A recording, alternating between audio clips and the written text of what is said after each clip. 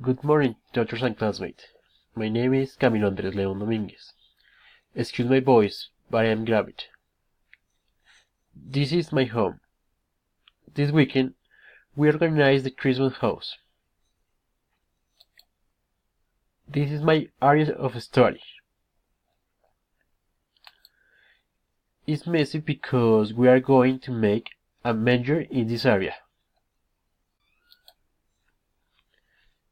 This is dining room. This is the living room. The furniture is covered with sheets because we have a kitten who wants to sharpen the nails all the time. And this is our beautiful Christmas tree.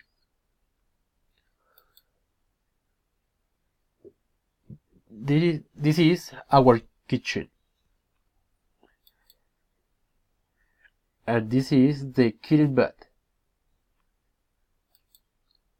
This is my room, and the kitten is the reason who I have not laid to bed.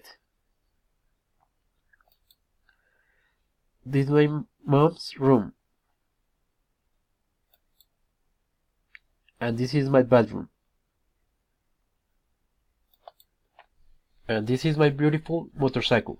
My motorcycle transports me everywhere. That is all for now. Have a nice day.